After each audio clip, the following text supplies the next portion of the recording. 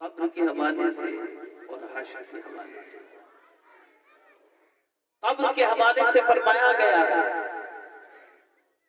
کہ وہ پہلی منزل ہے، وہ آسان ہو گئی، تو سرکار صلی اللہ علیہ وسلم فرماتے ہیں دوسری منزل بھی آسان ہو جائے۔ اب دوسری منزل کی آسانی کے حوالے سے وضاحت کیا فرمائی گئی؟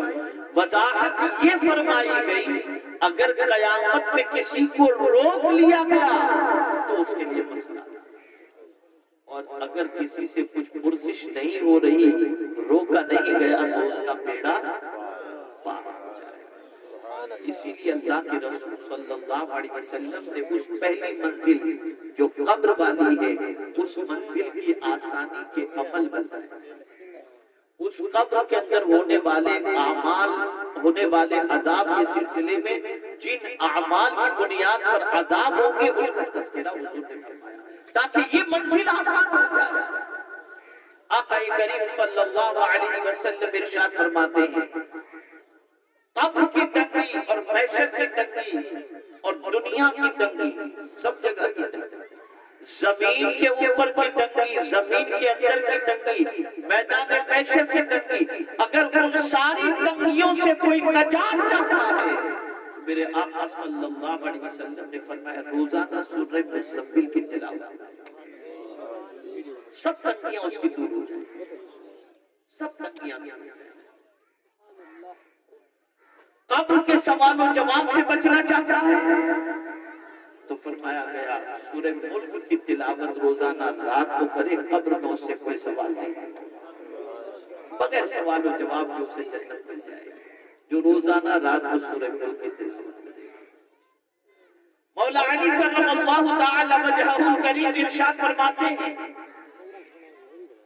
کہ غزوہ خندق کے موقع پر میں نے آقا کریم صلی اللہ تعالی علیہ وسلم کو دیکھا کہ معرکہ شباب پر ہے اور رسول اعظم صلی اللہ علیہ وسلم سجدے میں ہیں اور دو لفظوں کی کثرت کر رہے ہیں، یا حی یا قیوم، یا حی یا قیوم، یا حی یا قیوم۔ مولا علی کرم اللہ تعالی وجہ الکریم فرماتے ہیں میں 7 مرتبہ میدان کا چکر لگا کر آیا، میں نے جب چکر لگا کر آیا حضور کو سجدے پہ یہی کلمات پڑھتے دیکھا، اور پھر آخری مرتبہ 7ویں مرتبہ جب آیا تو اللہ نے ہمیں فتح عطا فرما دی تھی، سرکار نے سر مبارک اٹھایا۔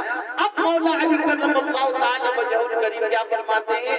ارشاد فرماتے ہیں کہ جو شخص فجر کی نماز کے بعد اور مغرب کی نماز کے بعد یا حی یا قیوم 41 مرتبہ پڑھے، اللہ رب العزت جل جلالہ اس کا ایمان پر خاتمہ فرمائے، ایمان پر خاتمہ یا حی یا قیوم۔ آقا کریم صلی اللہ علیہ وسلم نے ارشاد فرمایا کہ جو شخص ہر نماز کے بعد آیت الکرسی کی تلاوت کرے، پھر جب اس کی موت واقع ہوگی تو اس کے اور جنت کے درمیان کوئی چیز آڑ نہیں ہوگی، یہ آیت الکرسی پڑھنے والا مرا کہ مولا نے اسے جنت عطا فرمائی۔ یہ برکتیں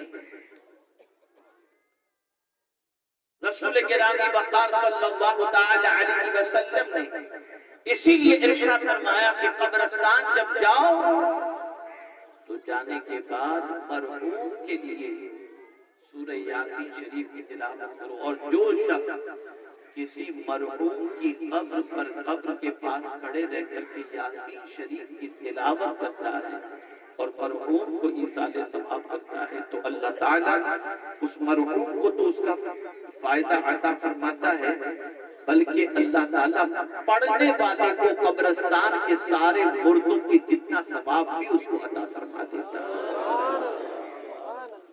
میرے پیارے آقا صلی اللہ تعالی علیہ وسلم کے پیارے دیوانوں، ایک مقام پر رسول گرامی وقار صلی اللہ علیہ وسلم نے ارشاد فرمایا اپنے مرحومین کی قبر پر جب پہنچو تو سورہ فاتحہ اور معوذتین کی تلاوت کرو۔ یہ بھی میرے پیارے آقا صلی اللہ تعالی علیہ وسلم کے پیارے دیوانوں، اسی طرح آقا کریم صلی اللہ علیہ وسلم نے ارشاد فرمایا اپنی نمازوں کے ساتھ اپنے مرحومین کے لیے بھی نمازیں پڑھا کرو، اپنے روزوں کے ساتھ اپنے مرحومین کے لیے بھی روزے رکھا کرو، اپنے حج کے ساتھ اپنے مرحومین کے لیے بھی حج کیا کرو، اس کا سب کا ثواب اللہ مرحومین کو عطا فرمائے۔ میرے پیارے آقا صلی اللہ تعالی علیہ وسلم کے پیارے دیوان، جب بھی قبرستان جائیں تو صرف یہ نہیں کہ آپ اپنے باپ کی قبر کے پاس کھڑے ہیں تو پڑھ کر انہیں کو ایصال ثواب کریں، نہیں، بلکہ آپ ان کے ساتھ ساتھ جتنے مومنین ہیں ان سارے مومنین کو بھی ایصال ثواب کریں۔ ایصال ثواب کا فائدہ صرف ان مومنین کو نہیں ملے گا، جتنے مردے موجود ہوں گے اس قبرستان کے اندر ان سب مردوں کی تعداد کے برابر اللہ آپ کو بھی ثواب عطا فرمائے۔ میرے پیارے آقا صلی اللہ تعالی علیہ وسلم کے پیارے دیوانوں، اسی طریقے سے اپنی زندگی میں 1.25 لاکھ مرتبہ کلمہ طیبہ کا ورد کر کے رکھا۔ یہ کلمہ طیبہ کا ورد جو بھی کرے گا 1.25 لاکھ مرتبہ اللہ تعالیٰ اس کی برکت سے اس کو جنت عطا فرمائے۔ اس کے حوالے سے ایک بزرگ کا ارشاد نظروں سے گزرا کہ دسترخوان پر کھانے کے لیے بیٹھے ہوئے تھے کہ ایک نوجوان اس دسترخوان پر موجود تھا، اس دسترخوان پر موجود نوجوان کا چہرہ اترا ہوا تھا، ایک بزرگ بھی اس دسترخوان پر موجود تھے، اترے ہوئے چہرے والے نوجوان سے آپ نے پوچھا کہ بیٹا کیا بات ہے، تمہارا چہرہ کچھ بجھا بجھا سا لگ رہا ہے۔ اس نے کہا کہ میری ماں کا یا باپ کا انتقال ہو گیا اور میں نے کل ہی خواب میں میری ماں یا باپ کو میں نے دیکھا کہ قبر میں ان پر عذاب ہو رہا ہے۔ بزرگ فرماتے ہیں جب میں نے یہ سنا تو میں نے دل میں یہ نیت کی کہ جو 1.25 لاکھ مرتبہ کلمہ طیبہ میں نے پڑھا ہے میں اس کی ماں یا اس کے باپ کو ایصال ثواب کرتا ہوں، اس کا ثواب میں عطا کرتا ہوں۔ فرماتے ہیں اس کے بعد اس بچے سے دوبارہ ملاقات ہوئی تو اس کا چہرہ کھلا کھلا سا تھا۔ اس سے پوچھا گیا کہ بھئی کیا بات ہے کہ ابھی تمہارا چہرہ بہت کھلا کھلا سا نظر آتا ہے، اب وہ ٹینشن نظر نہیں آتا۔ کہا میں نے میرے ماں باپ کو یا میری ماں یا باپ کو میں نے خواب میں دیکھا جنت کی بہاریں انہیں اللہ عطا فرمایا ہے، جنت کی بہاروں کے مزے کو لوٹ رہے ہیں۔ وہ بزرگ فرماتے ہیں کہ میں نے 1.25 لاکھ کلمہ طیبہ کے فائدے کے حوالے سے میں نے جو سنا تھا اس پر عمل کیا، اس کی تصدیق اس بات سے ہو گئی کہ میں نے دل ہی کے اندر میں نے ثواب پہنچایا تھا۔ میں نے اس شخص سے نہیں کہا تھا کہ میں تیری ماں یا تیرے باپ کو پڑھے ہوئے کلمہ طیبہ کا ثواب پہنچا رہا ہوں، لیکن اس نے جب کہہ دیا تو مجھے یقین ہو گیا کہ اس کا فائدہ مرنے والے کو اللہ عطا فرمائے۔ گھر بنا رہے ہو، مکان بنا رہے ہو، گاڑیاں خرید رہے ہو، سب کچھ کرو، لیکن قبر کے لیے بھی کچھ کرو، وہاں کے لیے بھی کچھ کرو، کوئی کام نہیں آئے۔ بیٹے کا مسئلہ تو یہ ہوگا کہ اپنی پراپرٹی باپ نے چھوڑی ہے، ذرا کاغذات ڈھونڈو کہ ادھر ادھر بینک میں پیسہ کیا بنا ہوگا، یہ سب چلتا ہے، یہ دنیا ہے، اس پر کتنا نکلتا تھا کتنا کیا ہے، یہ سب چلتا ہے۔ قبر کی کسی کو فکر نہیں۔ اب یہاں ایک اور بات ہے، موت سے انسان ڈرتا ہے، آپ بھی ڈرتے ہیں، موت کا ڈر سکتے ہیں۔ بہت غور سے یہ بات سنی ہے تو میں اب عرض کرتا ہوں، انسان کی زندگی کے 4 مرحلے، کتنے مرحلے بولیے؟ 4۔ پہلا مرحلہ ماں کا پیٹ، امام جلال الدین سیوطی رحمۃ اللہ تعالی علیہ فرماتے ہیں پہلا مرحلہ ماں کا پیٹ۔ جو بچہ ماں کے پیٹ میں ہے وہ ماں کے پیٹ سے باہر نکلنا پسند نہیں کرتا، اسے وہی دنیا چاہیے۔ اور اسی دنیا میں وہ سب کچھ سمجھتا ہے، ماں کے پیٹ سے باہر نکلنا نہیں چاہتا۔ اب وہ بچہ جب قدرت چاہتا ہے، اللہ جب چاہتا ہے، اور وہ بچہ جب باہر نکلتا ہے تو ماں کو کتنی تکلیف ہوتی ہے، بڑی مشکلوں سے بچہ باہر آتا ہے، بڑی مشکلوں سے۔ اور اس وقت جو ماں کو درد ہوتا ہے، بیٹا پوری زندگی ماں کی خدمت کر کے اس درد کا بدلہ نہیں ہوتا، اتنا سخت درد ہے۔ بلکہ اسی حال میں اگر ماں کا انتقال ہو جائے تو بے حساب جنت کے اندر داخل ہو جائے۔ اتنا بچہ دنیا میں آنا نہیں چاہتا، اسے اندر کی زندگی بڑی اچھی ہے۔ یہ پہلا مرحلہ ہے ماں کا پیٹ، جہاں سے وہ باہر نکلنا نہیں چاہتا۔ پھر دنیا میں آتا ہے تو رونا شروع کر دیتا ہے۔ پھر جب دنیا کو اتنی وسیع دیکھتا ہے، اتنی بڑی دیکھتا ہے، تو اس کی محبت اس کے دل میں بیٹھ جاتی ہے، پھر اس میں مصروف ہو جاتا ہے۔ یہ دوسرا مرحلہ۔ اب اس میں اتنا مصروف ہو گیا، اتنا مصروف ہو گیا کہ اب اس کو چھوڑنا نہیں چاہتا۔ پہلے ماں کا پیٹ نہیں چھوڑنا چاہتا تھا، اب دنیا نہیں چھوڑنا چاہتا، کوئی دنیا چھوڑنا نہیں چاہتا، اس لیے کہ اتنی اچھی دنیا، گاڑیاں، کھانا پینا، یہ ساری چیزیں یہ چھوٹ جائیں گی قبر میں تو اندھیرا ہوگا، یہ تصور رہتا ہے، آدمی چھوڑنا نہیں چاہتا۔ یہ دوسرا بات ہے۔ تو آدمی ماں کے پیٹ میں تھا، اس سے بڑی جگہ یہاں دنیا میں اللہ نے اسے عطا فرمائی۔ ماں کے پیٹ کی پوزیشن آپ دیکھیں اور دنیا کی وسعت کا اندازہ لگائیں تو ماں کا پیٹ ایک چھوٹی سی کوٹھڑی ہے، دنیا اتنی وسیع ہے۔ اب وہ اس دنیا میں آتا ہے تو پہلے ماں کے پیٹ سے نکلنا پسند نہیں کرتا تھا، دنیا سے جانا پسند نہیں کرتا۔ فرمایا گیا اب جب دنیا سے جانا پسند نہیں کرتا لیکن موت تو آنی ہے، جیسے اس کو دنیا میں آنا تھا ایسے دنیا سے جانا بھی تھا۔ تو اب اس کے لیے پھر ہوتا ہے تیسرا مرحلہ، اسے قبر میں جانا نہیں چاہتا لیکن مولا اسے پہنچاتا ہے۔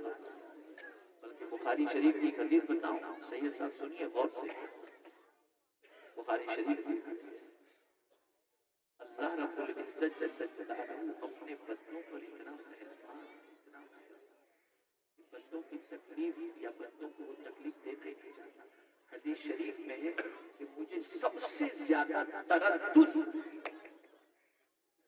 بندے کی روح کے قبض کراتے وقت تردد، میرا بندہ مرنا نہیں چاہتا لیکن کیا کروں، مجھے اس کو مارنا ہے، تو اس کی روح کو قبض کرتے وقت تردد ہوتا ہے۔ اس کریم کی شان دیکھیے، کتنا مہربان ہے اپنے بندوں کو، کتنا مہربان ہے اپنے بندوں۔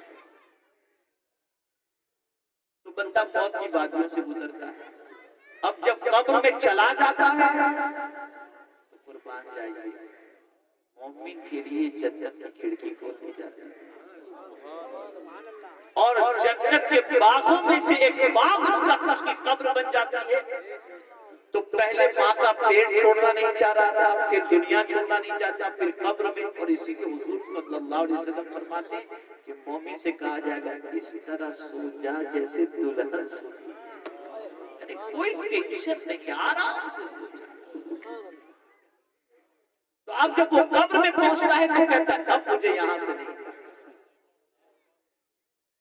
لیکن پھر پروردگار جل جلالہ محشر قیامت یہ قائم فرماتا ہے، محشر میں اسے رب کی بارگاہ میں حاضر، پھر جب وہاں پہنچتا ہے اور پھر پروردگار جل جلالہ اسے جنت کا مزدہ عطا فرما کر جنت میں داخل کر دیتا ہے، تو پھر میرا مولا فرماتا ہے میرے بندے اب تجھے کہیں نہیں بھیجوں گا، اب یہاں پر خالدین فیہا ابدا، اب ہمیشہ کے لیے تو یہاں۔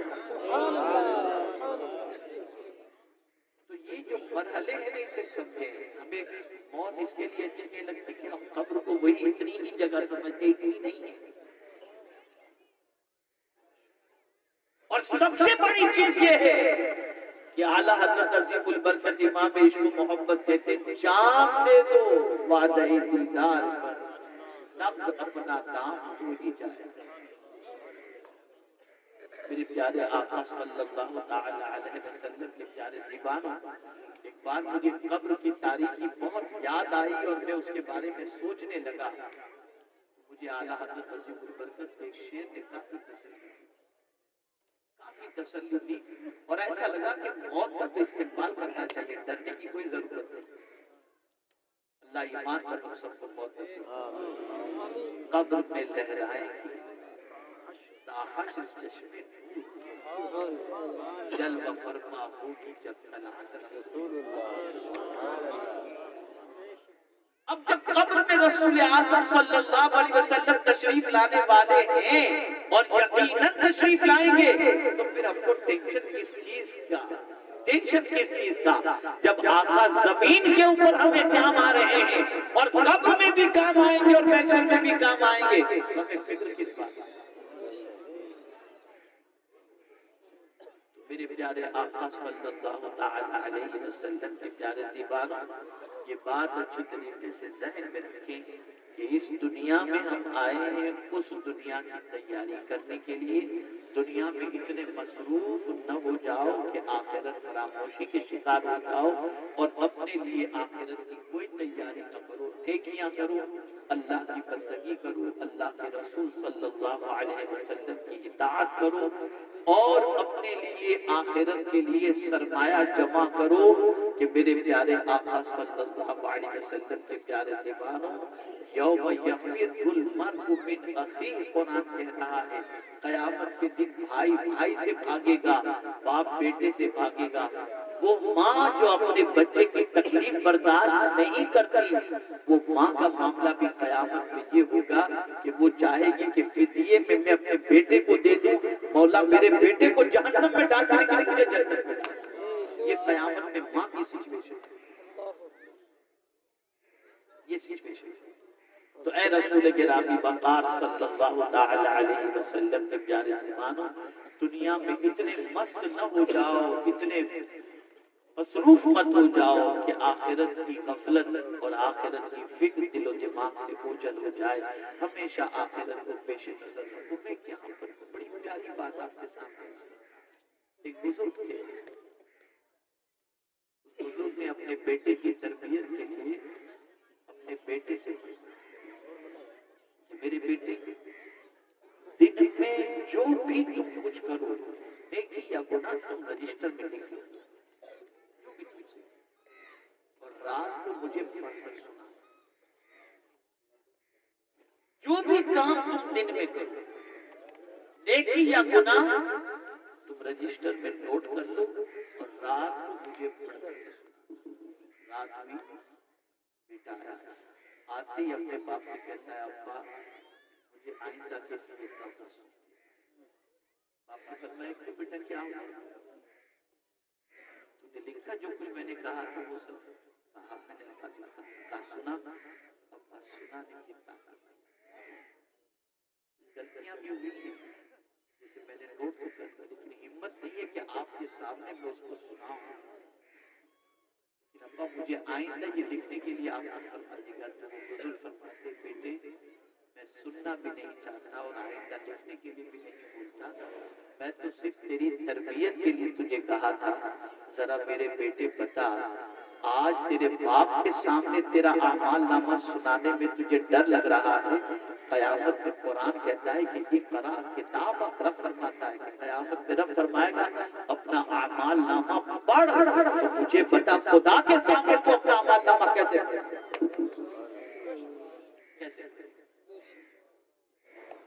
ہم کچھ نہیں سوچتے، جو جی میں آیا کرتے چلی جاتے، بھول جاتے ہیں ایک دن خدا کے سامنے ہمیں حاضر ہونا۔ کفا بنفسک اليوم علیک حسیبا، یہ تمہاری ذات تمہاری ذات۔ تو اے رسول اعظم صلی اللہ تعالی علیہ وسلم کے دیوانوں، گناہوں سے بچو۔ تو قبر کا نور بھی سمجھ لے کہ دنیا میں لائٹ چلی جائے تو اندھیرے سے تکلیف ہوتی ہے، قبر بھی تاریک ہوگی۔ سرکار صلی اللہ علیہ وسلم فرماتے ہیں قبر کی روشنی نماز ہے، تم زمین پر نماز پڑھو، تمہاری قبر کو اللہ منور و مجلی فرما دے گا۔ تو قبر کی روشنی جو ہے وہ نماز ہے. اور اسی طریقے سے میرے پیارے آقا صلی اللہ علیہ وسلم کے پیارے دیوانوں کثرت کے ساتھ رسول اعظم صلی اللہ علیہ وسلم پر درود و سلام کا تحفہ پیش کرو کہ مصطفیٰ جان رحمت صلی اللہ علیہ وسلم پر درود و سلام کا تحفہ یہ بھی قبر کی راحت کا سبب ہے. بلکہ کہنے والے نے تو کیا خوب کہا کہ میں وہ سنی ہوں جمیل قادری کہ مرنے کے بعد میرا لاشا بھی کہے گا الصلاۃ والسلام. جیتے جی بھی صلاۃ و سلام پڑھو, مرنے کے بعد بھی سلام پڑھنے کی تمنا رکھو. بلکہ میدان محشر میں بھی اعلیٰ حضرت کہتے ہیں لیوا کے تلے سلام کھلے رضا کی زبان تمہارے. آقا کے ذکر کی عادت بناؤ, درود و سلام کی عادت بناؤ, تلاوت قرآن مقدس کی عادت بناؤ. گناہوں سے اپنے آپ کو روکو کہ میرے پیارے آقا صلی اللہ تعالی علیہ وسلم کے پیارے دیوانوں یہی سب چیزیں مرنے کے بعد قبر میں کام آنے والی ہیں. کوئی دوسرا قبر کے اندر کام آنے والا نہیں ہے. نہ بھائی کام آئے گا, نہ بیوی کام آئے گی, نہ بچے کام آئیں گے. اس کا مطلب یہ نہیں کہ آپ ان سے محبت نہ کریں, ان کا خیال نہ کریں. نہیں, اس کا مطلب یہ نہیں. مطلب یہ ہے کہ ان کے لیے کوئی حرام کام نہ کریں کہ میرا بیٹا کتنی کپڑے پہنے تو میں اس کے لیے حرام کمائی لا کر کے دے دوں, میرے بیٹے کے لیے دکان کے لیے میں کسی کا پیسہ ہضم کر دوں. یہ سب چیزیں نہیں ہونی چاہیے. یہ بچے مرنے کے بعد کام نہیں آتے ہیں. بلکہ سن لو قرآن نے واضح لفظوں میں کہہ دیا یوم لا ینفع مال ولا بنون, قیامت کے دن نہ مال نفع پہنچائے گا نہ بیٹے نفع پہنچائیں گے. اب قرآن سے پوچھتے ہیں کہ قرآن تو بتا قیامت میں کیا چیز نفع پہنچائے گی. آپ دیکھیں ہم قیامت کی فکر نہیں کرتے اور مال اور بیٹے کے لیے جھوٹ بولتے ہیں اور جھوٹ کے ذریعے اپنے بیٹے کی ساری خواہش پوری کرتے ہیں اور جھوٹ کے ذریعے مال جمع کرتے ہیں. قرآن کہتا ہے کہ مال اور بیٹے قیامت میں تمہیں نفع نہیں پہنچائیں گے. تو اب پروردگار سے پوچھتے ہیں مولا کیا چیز نفع پہنچائے گی؟ تو میرا کریم فرماتا ہے یوم ینفع الصادقین صدقہم, قیامت کے دن سچ بولنے والوں کو ان کا سچ نفع پہنچائے گا. اور کیسا نفع پہنچائے گا سچ؟ اللہ کے رسول صلی اللہ علیہ وسلم فرماتے علیکم بالصدق ان الصدق بر ان البر یاتی الی الجنہ. سچ کو لازم پکڑو کہ سچ نیکی ہے اور یہ ایسی نیکی ہے جو جنت تک لے کر جاتی ہے. یہ راستے میں ساتھ نہیں چھوڑتے. سچ ایسی طاقتور نیکی ہے جو سچ اختیار کرتا ہے اسے یہ سچائی جو ہے وہ جنت تک لے کر جاتی ہے. اسے اختیار کریں. اور یہی سب کرنے کے لیے ہم دنیا میں آئے ہیں. موج مستی کرنے کے لیے, لو و لعب کرنے کے لیے, ٹائم پاس کرنے کے لیے, پکچر دیکھنے کے لیے, یوٹیوب میں ٹائم ویسٹ کرنے کے لیے, ان سب چیزوں کے لیے نہیں آئے. ایک کیا کرنے کے لیے آئے. قرآن کہتا ہے الذی خلق الموت والحیات لیبلوکم ایکم احسن عملا. بلکہ موت اور زندگی اللہ نے پیدا ہی اس لیے کی تاکہ وہ تمہیں آزمائے کہ کون ہے تم میں جو نیک عمل کرتا ہے. ہمیں چاہیے کہ ہم سب سے اچھے اعمال کی طرف توجہ دیں اور اللہ عز و جل اور اس کے رسول صلی اللہ علیہ وسلم کی اطاعت کی طرف توجہ دیں. اللہ رب العزت جل جلالہ آقا کریم رؤوف الرحیم علیہ التحیۃ والتسلیم کے صدقہ و طفیل مجھے آپ کو سب کو آخرت کی تیاری کی توفیق نصیب فرمائے. ہماری دنیا بھی بہتر فرمائے, ہماری آخرت بھی بہتر فرمائے, ہمارا حشر بھی بہتر فرمائے, ہماری قبر بھی بہتر فرمائے. پروردگار پل صراط پر ثابت قدم رکھے اور اپنے پیارے محبوب صلی اللہ علیہ وسلم کی ہم سب کو شفاعت نصیب فرمائے. اور پروردگار جل جلالہ حافظ سلیم صاحب کے والد کو کروٹ جنت کے جلوے نصیب فرمائے اور بے حساب مغفرت فرمائے. وما علینا الا البلاغ المبین. السلام علیکم.